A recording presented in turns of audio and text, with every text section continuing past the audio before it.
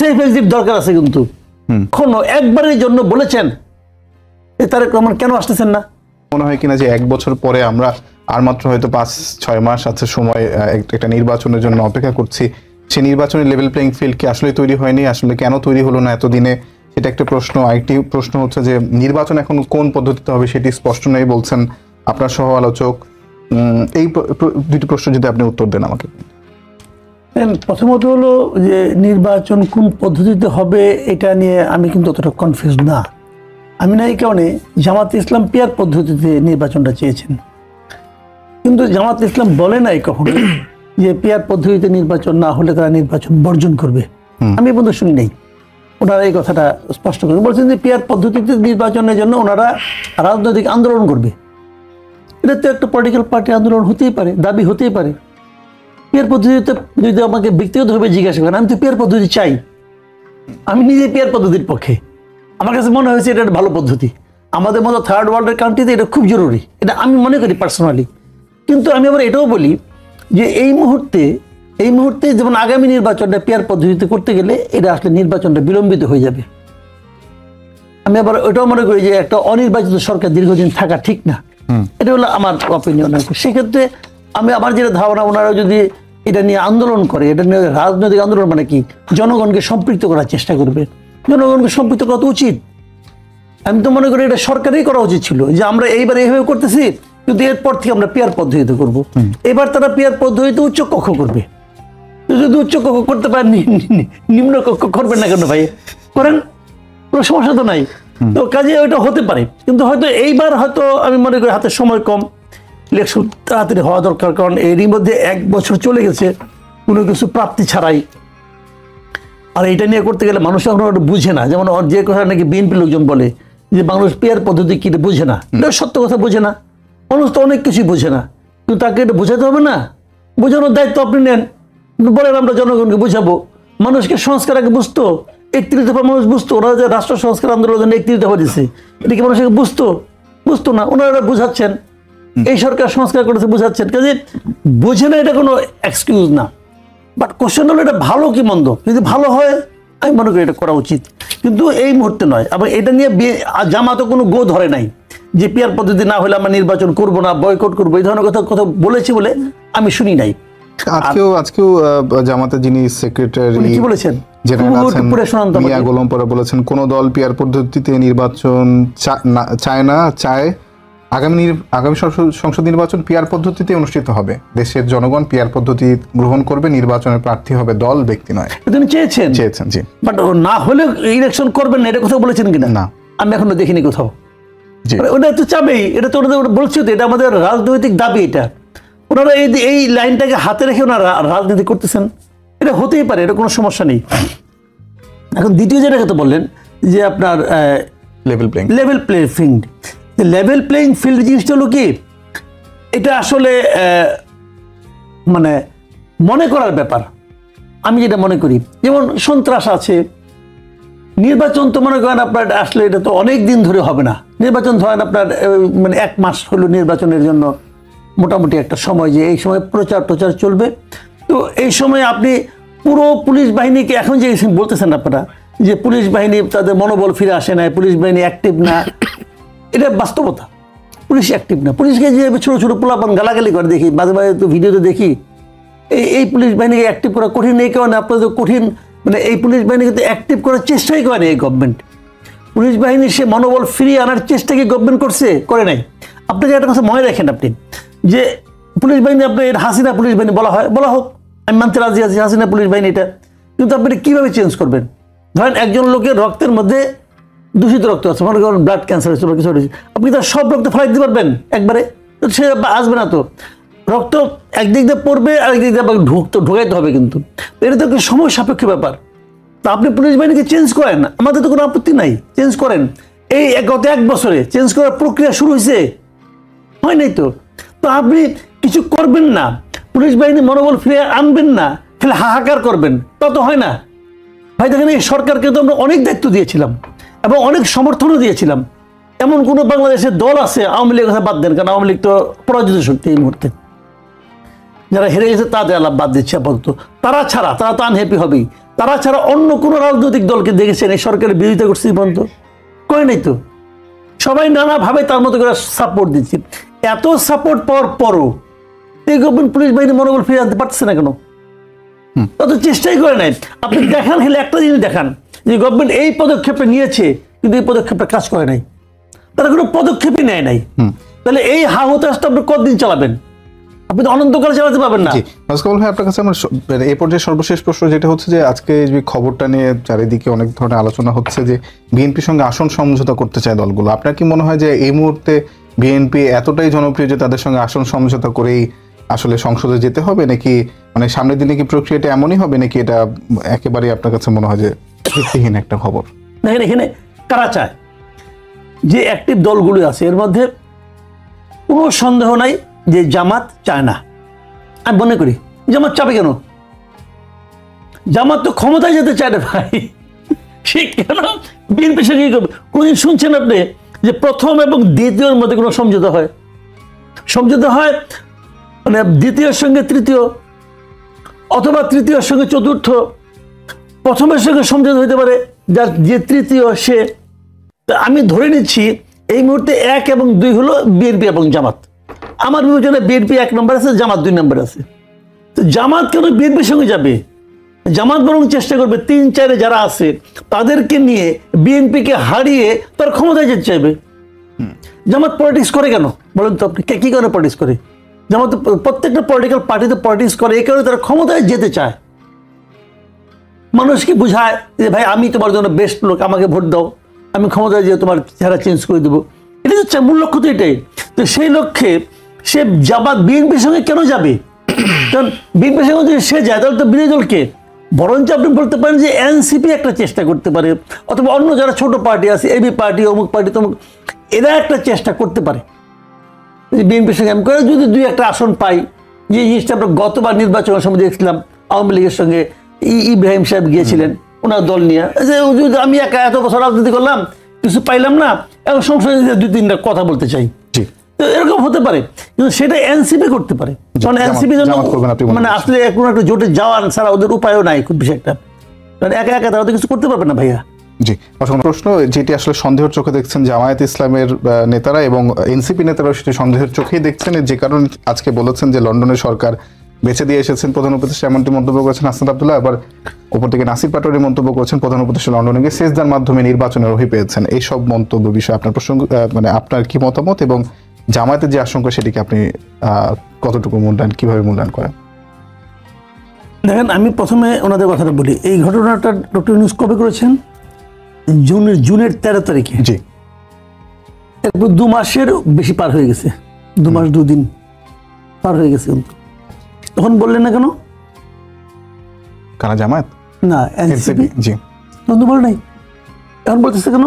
এবং এখন এত তীব্রভাবে বলতেছে কেন? দেখেন, এগুলো আসলে কোনো কিছু না, আসলে হলো রাজনীতি, নিজস্ব হিসাব নিকাশ। এতদিন এনসিপি ছিলেন ডক্টর ইউনূসের মানে আপনার দল। ডক্টর ইউনূস তো এনসিপিকে নিয়ে কেন্দ্র করে কিছু একটা চিন্তা করছিলেন। এখানে কিন্তু রাজনীতি অনেকেরই আছে, এনসিপিরও আছে, বিএনপিরও আছে, ডক্টর ইউনূসেরও আছে। যে মিটিংটা হয়েছিল তারেক রহমানের সঙ্গে, এই মিটিংটা কে চেয়েছে করতে? তারেক রহমান নাকি ডক্টর ইউনূস? ডক্টর ইউনূস চেয়েছে, সরকার চেয়েছে, তারেক রহমান রাজি হয়েছে। এই জায়গাটাতে আমি আনহ্যাপি, আমি পার্সোনালি আনহ্যাপি যে উনি তো আমার সরকার প্রধান, কিন্তু আমি মনে করি আমার লোক, আমার স্বার্থ উনি দেখবেন। উনি সরকার প্রধান হয়ে বিদেশে যে একটা পলিটিক্যাল পার্টির লিডারের সঙ্গে মিটিং করার জন্য আগ্রহ প্রকাশ করাটা, এটা আমার কাছে শোভন মনে হয় নাই। উনি যদি বলতেন যে তারেক রহমানকে বলতেন যে আপনি আসেন, আপনার সঙ্গে মিটিং করি, দেশে আসেন আপনি, তাহলে সেটা আমার কাছে শোভন মনে হতো। তারেক রহমান যে দেশে আসতেছেন আজকে 1 বছর উপরে হয়ে গেল, এটা আমার কাছে শোভন মনে হয় না। উনি তো আমাদের লিডার কেন দেশে আসেন না? উনি যদি বলেন যে আমি নিরাপত্তা বোধ করি না, সেটা আপনি বলেন। বিএনপির কোন স্তরের কোন একজন নেতা এ পর্যন্ত কখনো একবারের জন্য বলেছেন তারেক রহমান কেন আসতেছেন না? কেউ বলেছেন? কেন বলেন নাই কেন? আমার জানার আগ্রহ হতে পারে না, এরকম আমার মনে প্রশ্ন থাকতে পারে না। মামলা আছে, অনেকে বলেন যে অনেকে হলে বাদ দেন, অনেকে কথা আমি শুনবো কেন, অনেকে তো অনেক কথাই কয়, বিএনপি নেতারাই বলেন আর কি। অনেকে তো আরো অনেক কথা কয় যেগুলো উচ্চারণ পর্যন্ত করা যাবে না। আমি করবো এগুলো, করবো না তো। ওনার দল কি ব্যাখ্যা দিচ্ছে, ওনার দল এইভাবে কোনো ব্যাখ্যা দেওয়ার প্রয়োজনীয়তা মনে করে না। কেন মনে করে না? ওনার দলকে সে মানুষকে মানুষ মনে করে না? আপনি আমাকে বুঝান না ভাই, কেন মনে করে না? আমি জানতে চাই। ধরেন আমি বিএনপির খুব একটা ভক্ত, আমি জানতে চাই আমার নেতা কেন 1 বছর ধরে আসে না। এই ব্যাখ্যাটা আমাকে কে দিবে? হয় নেতা দিবে, অথবা নেতা যারা কর্মী আছে, দলে যারা লোক আছে, সেন্ট্রাল কমিটি আছে, আমাকে কেউ ব্যাখ্যা দিচ্ছে পর্যন্ত। কেন দিবে না? বিএনপির জন্য কিন্তু দেশের জনগণ না, দেশের জনগণের জন্য বিএনপি। জামাতে ইসলামের জন্য কিন্তু আমরা না, আমার জন্য জামাতে ইসলাম, এটা মাথায় রাখতে হবে। তো সেই বিবেচনা উনি আসছেন না। তারপরেও আমি মনে করি ডক্টর ইউনুসের সঙ্গে একটা মিটিং হয়েছে, ডক্টর ইউনুস, এটা ডক্টর ইউনুসের আমি বলবো উনি এই জন্য 2 মার্ক কম পাবেন, এই যে ওনার উচিত হয় নাই 1 নম্বর। কিন্তু সেই মিটিং নিয়ে আপনি এনসিপি কোনো মন্তব্য করে দেখছেন যে মিটিংটা করা ঠিক হয় নাই? বলে নাই। এখন তারা কেন বলতেছে? এখন বলতেছে এই কারণে যে এরই মধ্যে ডক্টর ইউনুস ওনার জাহাজ বন্দর শিফট করছে। আচ্ছা, এতদিন এনসিপির বন্দরে ছিল, বন্দর শিফট করে উনি বিএনপির বন্দরে যে ভিড়াইছে। এবং এই জিনিসটা এখন বিএনপি কিন্তু বলে নাই যে আপনি আমার বন্দরে ভিড়ান। বিএনপি ভাই এমনি নিজের শক্তির সে বলিয়ান, তার কোনো দরকার নাই। কিন্তু ইউনুসের দরকার আছে। ইউনুস মেবি একটা সেফ এক্সিট খুঁজতেছে। ইউনুস সাহেবকে তো শেষ করতে হবে জিনিসটা একবার। ফেব্রুয়ারিতে উনি ইলেকশন দিবেন, তো ফেব্রুয়ারি পরে মার্চে ওনার স্ট্যাটাসটা কি হবে? উনি তো চিন্তা তো করবেন। ওনার উপরে সবাই হ্যাপি না, সবাই একজন মানুষের পক্ষে কোনোভাবে সবাইকে হ্যাপি রাখা সম্ভব না। এটা পৃথিবীতে কখনো হয় নাই, আমাদের নবীও পারেন না সবাই খুশি রাখতে। তার মানে এখন উনি এই জন্য একটা সেফ এক্সিট খুঁজতেছেন। ভাবতেছেন যে বিএনপিতে ক্ষমতা আসবে, আমি একটা দল নিয়ে অনেকক্ষণ চেষ্টা করলাম, এরা তো যেখানে যায় জনপ্রিয়তা কমে, যেখানে যায় এটা আওলা বাজে, অনেক চেষ্টা করলাম। আবার এর মধ্যে কেউ কেউ আবার নানা আকাম কুকামও করে। তো সব মিলে উনি এদের উপরে ভরসা রাখতে পারছেন না। যখন এদের উপর থেকে হাতটা উঠাই নিয়েছেন, তখন এরা দেখে একদিন খুব ছায়া আসছিলাম যে আমি যদি ঘেরাও করি তাও আমার ঠান্ডা পানি দেয়। এখন তো ছায়াই নাই, পানি আর দিবে কে? এখন এরাও উদ্বিগ্ন হয়ে গেছে, তাহলে আমাদের কি হবে? ওনাদেরও সেফ এক্সিট দরকার আছে। কিন্তু ওনারা যা কিছু করছেন, এটা নিয়ে পরে প্রশ্ন উঠবে না। ধরেন এই গভর্নমেন্ট আছে, এনসিপি যারা সব দিক দিয়ে প্রোটেকশন দিচ্ছে, কোথাও গেলে পরে পুলিশ দেয়, আর্মি দেয়, কত কিছু দেয়। ধরা যাক একটা পলিটিক্যাল পার্টি ক্ষমতায় আসলো, জামাত আসলো অথবা বিএনপি আসলো, কেউ যেন আসলো, তারা কি এনসিপিকে এই প্রোটেকশনটা দিবে? যদি না দেয় তাহলে ওনারা এটা ভাববে না? এই ভাবনা জাত কারণে ওনারা এখন ক্ষিপ্ত হয়ে গেছে। জি, অসংখ্য ধন্যবাদ। আমি আপনার কাছে শেষ প্রশ্ন করতে চাই দেলোয়ার ভাই, সেটি হলো যে আজকেই বিএনপির যুগ্ম মহাসচিব অ্যাডভোকেট রুহুল কবির রিজভী তিনি মানে একটি মোটামুটি একটা বিস্ফোরক মন্তব্য করেছেন। এটা হলো যে আজকে আমরা যেখানেই যাই শুনি একটি সংগঠনের লোক এখানে বসে আছে, ডিসিকে তারা বলছে একটি বিশেষ দলের লোক, ওরা ডিসিগিরি করছে না, ওখানে তারা তাদের সংগঠনের কাজ করছে। এবং সেটি জামায়াতকে বুঝিয়েছেন এবং আরও বুঝিয়েছেন, আরও তিনি বলেছেন যে আমি এখন এমনও শুনেছি যে ইসলামিক ফাউন্ডেশনের যিনি ডিজি তিনি তার কর্মকর্তাদের বলেছেন তোমরা রোকন না হলে চাকরি থাকবে না। মানে বৈষম্য বিরোধী ছাত্র আন্দোলনের মধ্যে অর্থাৎ সরকারি চাকরিতে বৈষম্যহীন একটি ব্যবস্থা গড়ে তোলার জন্য যে লড়াই, তারপরে আপনারা শুনছি যে সেখানে জামায়াতের রোকন না হলে চাকরি পাচ্ছে না সরকারি। সেটা আসলে আপনারা কিভাবে অ্যাড্রেস করছেন? ধন্যবাদ আপনাকে। আমি শ্রদ্ধার সাথে জনাব রুহুল কবির রিজভী সাহেবকে আমি বলতে চাই, একটু চোখ খুলে তাকিয়ে দেখুন। আপনার অভ্যুত্থান যখন সারা দেশে যখন ডিসি নিয়োগ হলো, যখন এসপি নিয়োগ হলো, এরা কারা? এদের রাজনৈতিক পরিচয়টা কি? সারা দেশ যখন হাইকোর্ট থেকে শুরু করে কোর্টগুলোতে যখন অ্যাটর্নি জেনারেল, পিপি, এপিপি, সহকারী অ্যাটর্নি জেনারেল, অতিরিক্ত অ্যাটর্নি জেনারেল নিয়োগ হলো, এদের রাজনৈতিক পরিচয়টা কি? যখন সারা দেশে ইউনিয়ন পরিষদগুলোতে যখন ফেসিবাদীর যারা নির্বাচিত ছিল তারা পালিয়ে গেল, তখন এই জায়গায় এখন কে নিয়ন্ত্রণ করছে? ইউনিয়ন পরিষদ থেকে কারা চাল চুরি করছে, কারা গম চুরি করছে, কারা ভিজেএফের কার্ড নিয়ন্ত্রণ করছে, এগুলো তো তাদের চোখে পড়ে না। কিন্তু এমন অভিযোগও তো আছে যে মানে যারা ছাত্র উপদেষ্টা আছেন আসিফ মাহমুদ এবং নাহিদ ইসলাম, তারা শিবিরের কয়েকজনকে আসলে বিভিন্ন মন্ত্রণালয়ে গিয়ে সচিব, অতিরিক্ত সচিবের পদায়নের জন্য সুপারিশ করছিল। তাদেরকে চিঠিতে নিষেধ করতে হয়েছে, এরকমও তো আছে। আমি শেষ করি। এবং এটা আগস্টের পরপরই মানে রাতারাতি অনেকগুলো জায়গায় আসলে মানে শিবিরের যারা সাবেক শিবিরের ছাত্রনেতা আছেন তারা আসলে বিভিন্ন জায়গায় সরকারি পদে কর্মকর্তা বসিয়েছেন, এমন অভিযোগ আছে। এটা খুঁজে বের করুক, তারা তালিকা করুক। দলীয় ভিত্তিতে এগুলো নিয়োগ পাবে কেন, এটা তালিকা বের করুক, খুঁজে বের করুক, নাম তালিকা দিক যে এই জায়গায় শিবিরের ভাইরা বা শিবিরের ছেলেগুলো এই জায়গায় সুপারিশ নিয়ে তারা এসেছে, এটা তালিকা বের করুক। আমি যেটা বলতে চাই, আমার ঠাকুরগাঁ, আমি যে হোম ইউনিয়ন, একটা ইউনিয়নের কথা যদি বলি, আমার ইউনিয়নে 3টে মাদ্রাসা আছে, বড় বড় মাদ্রাসা।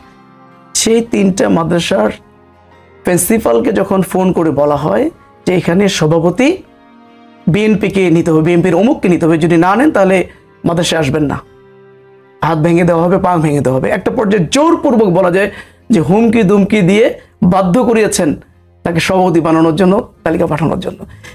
স্কুলও আছে প্রায় 60টা, প্রত্যেকটা স্কুলে তারা তাদের দলীয় নেতাকর্মীদেরকে, ওই প্রতিষ্ঠানের প্রধানকে বাধ্যতামূলকভাবে হুমকি দুমকি তাদেরকে সেখানে বসাচ্ছেন। তো সর্বত্রই তো তারাই নিয়ন্ত্রণ করছেন। মামলা বাণিজ্য কারা করছে? প্রশাসনের সাথে। থানাগুলোতে, থানায় তালিকা দিচ্ছে কারা? গোপন একটা তালিকা দিচ্ছে। আমার পছন্দ হলো না, আমার সাথে ব্যক্তিগত সম্পর্ক খারাপ, পারিবারিক সম্পর্ক খারাপ, তাকে একটা দলের ট্যাগ দিয়ে তার নাম আমরা ঢুকিয়ে দিচ্ছি থানার লিস্টের মধ্যে। তাকে গ্রেপ্তার করে নিয়ে এসে আবার থানার মধ্যেই এখানে হচ্ছে, টাকার ভাগাভাগি হচ্ছে, যে 3 লাখ টাকা, ঠিক আছে। এই যে এই কাজগুলো কারা করছেন সারা দেশের? এটা তো মিডিয়ার মাধ্যমে দেশের মানুষ তো একেবারে স্পষ্ট করেই।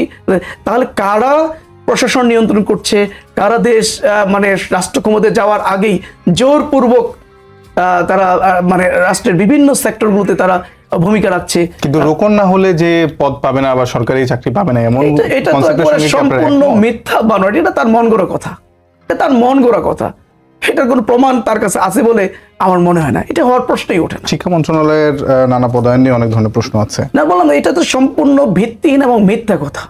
এটা মানে ওই যে যখন কোনো কিছু ইস্যু যখন পায় না জামাতের ব্যাপারে, তখন তারা এরকম কিছু মিথ্যা বানোয়াট কিছু ইস্যু তৈরি করে তারা জামাতের উপর ব্লেম দেওয়ার চেষ্টা করে। এটা একটু ব্লেম গেম বলা যায়, এর বাইরে আমি কিছুই মনে করি না। আপনাদের দুজনকে অসংখ্য ধন্যবাদ।